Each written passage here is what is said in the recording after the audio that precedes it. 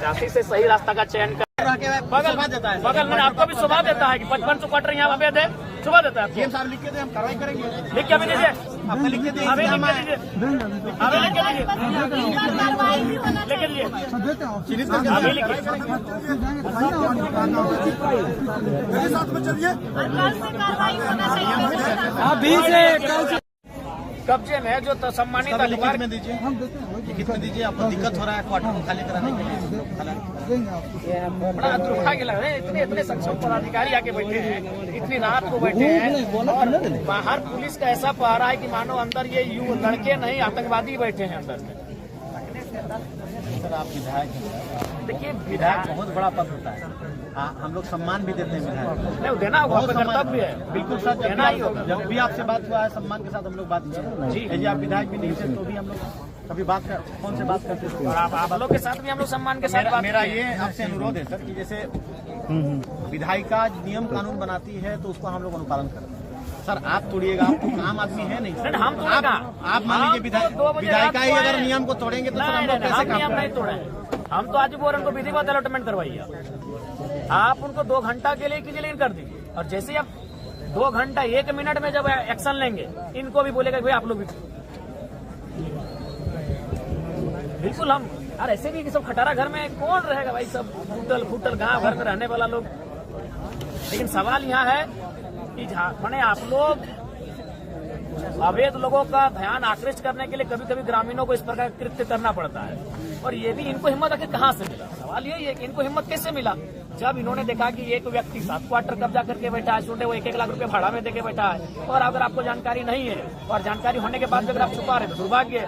तो इनको अगर हिम्मत कहीं से मिला तो कहीं न कहीं आपकी उदासीनता के कारण हिम्मत मिला। आखिर ये गाँव के लड़के यहाँ तक कैसे आ गए? कारण आप लोग हैं। अगर डीएम महोदय और एसडीएम महोदय आप लोग बैठे हैं, अगर आप लोग कार्रवाई करते हैं तो यहाँ तक बात नहीं आती। लेकिन चूंकि कार्रवाई आप करने में असमर्थ हैं या क्या कारण है वो आप जानते हैं, कि उनके पीठ में या उनके सर पे किनका हाथ है ये आप जानते हैं। तो अगर आप विधिवत जो आप संविधान की बात कर रहे हैं, विधि के समझ सबको समान अधिकार है, अगर ये अधिकार के तहत एक्शन लिया जाता सबके सामने तो आज ये नौबत नहीं आती। हम लोग को इतनी रात में अपना अपना क्षेत्र छोड़कर, हमको भी डुमरी छोड़कर, इनको गोमिया छोड़कर, इनको चंद्रपुरा छोड़कर और इनको पेट्रोवार छोड़कर यहाँ तक आने की आवश्यकता नहीं थी। इतनी रात को इतने पुलिस फोर्स के बुलाने की आवश्यकता नहीं थी आज।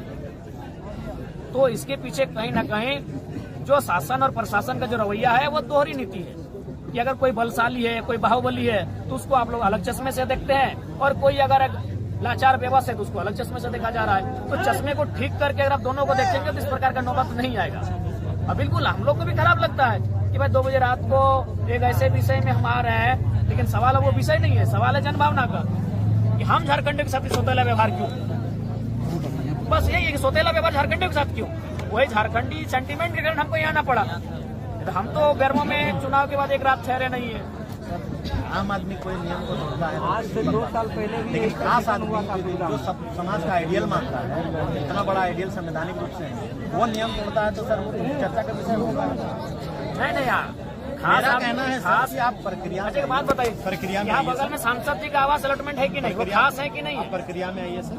डीएम महोदय वही बोले चश्मा, यहाँ सवाल वही चश्मे का, नजरिए का सवाल है। संसद महोदय खास है कि आम है? खास है, अलॉटमेंट हुआ। पर यहाँ के जो विधायक है वो आम है कि खास है? खास है। उनको कई जगह उनको तो घर जैसा अलॉटमेंट हुआ है, तो फिर यहाँ समस्या क्यों आ रही है? अब जो ये नियम और संविधान की बातें कर रहे हैं कि 2 चश्मे से क्यों देखा जा रहा है संविधान को? अगर संविधान में काले रंग से लिखा है तो सबके लिए काला रंग होना चाहिए, किसी के लाल रंग क्यों? यही बगल में सांसद महोदय का अलॉटमेंट है, तो आपको भी 3 लड़कों ने 4 बार 5 बार आपको चिट्ठी दिया।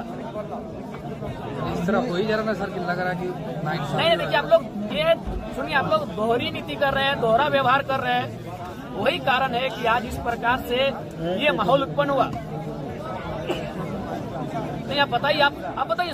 अभी चूंकि उन्होंने नाम लिया हमारे पूजा महतो जी ने, हम नाम नहीं लेंगे चूंकि हम पूरे 5500 को एक साथ जोड़ रहे हैं। बताइए 7 को क्वार्टर लेके बैठा है। एक्चुअली ये मकसद ही हम लोग का था इस विषय को हाईलाइट करना।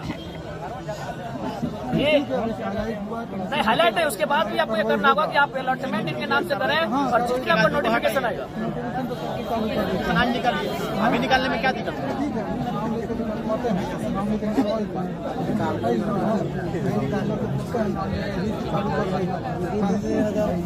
नोटिफिकेशन 3 बार भी निकला है, नोटिफिकेशन 3 बार निकला है, आप चौथा बार निकालेंगे।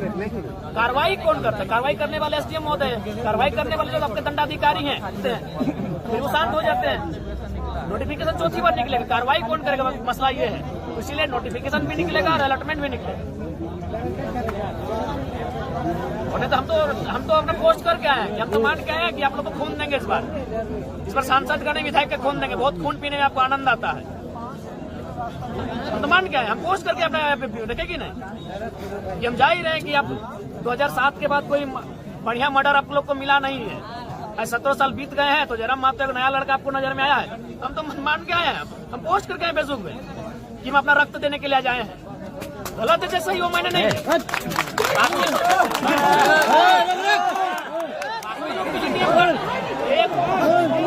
एक चश्मा का सही का बदले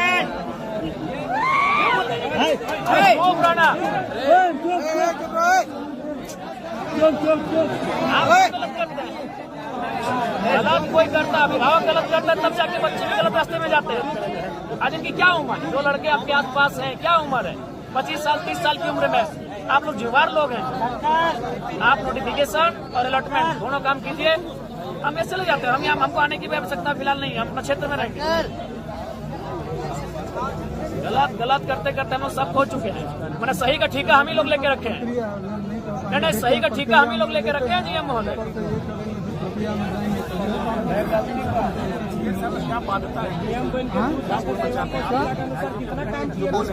जो खाली क्वार्टर होता है उसमें यूनियन का होता है, इसके अलावा अलॉटमेंट के लिए पावर डीएम को इम्प्लाई को है, ठीक है। उसके बाद जैसे कुछ 17 क्वार्टर्स होते हैं, उसका अलॉटमेंट यूनियन रिप्रेजेंटेटिव का होता है under the state of bench. उसकी एक प्रक्रिया है, इस प्रक्रिया के जाके अगर दूसरा अलॉटमेंट होगा तो इसी आधार पर हुआ होगा, जहाँ तक मेरे को अंदाज है। तो उस प्रक्रिया में जाने के बाद ही अलॉटमेंट ना, तो आप भी जानते हैं कि कभी कोरोना काल आ रहा था तो एक गाड़ी में 4 लोग थे, पुलिस ने देख के उसे इग्नोर कर दिया। आप भी छोड़ दी इस क्वार्टर को फिलहाल 4-5 दिन इग्नोर रखिए, उतना हाई तो हुआ की क्या जरूरत है? ये कोई नहीं रहेगा वहाँ ना, आपका वहाँ कोई नहीं रहेगा जब तक डिसीजन नहीं होगा। इग्नोर कीजिए कुछ चीजों को। हमें कोई भय नहीं है और वो सम्मान माननीय, हमको लगता है कि अब ये सही रास्ते से झारखंड का हल नहीं निकलेगा, तभी हम टेढ़ा रास्ते पर चलने के लिए आप लोगों को मजबूर करते हैं। चौथा नोटिफिकेशन होगा, धनबाद में 58,000 अवैध है। यही बोकारो में अगर गांव वाले एगो दुकान के लिए जाएंगे तो प्रशासन लट बीएसएफ भेज के मारेगी, सीएसएफ भेज के। वहाँ खटाल में मैंने कितना एकड़ जमीन का कब्जा है, कोई कार्रवाई नहीं। बड़ा दुर्भाग्यपूर्ण है कि ये कानून का चश्मा 2 जैसा है। इसलिए अच्छा एक बात बता, यूनियन की बात की, माननीय सांसद महोदय को किस थ्रू से अलॉटमेंट हुआ? ये पूरा डिटेल्स दिखाऊं, जरूर कहीं ना कहीं पेपर में होगा। मैंने वही हुआ ना कि दादा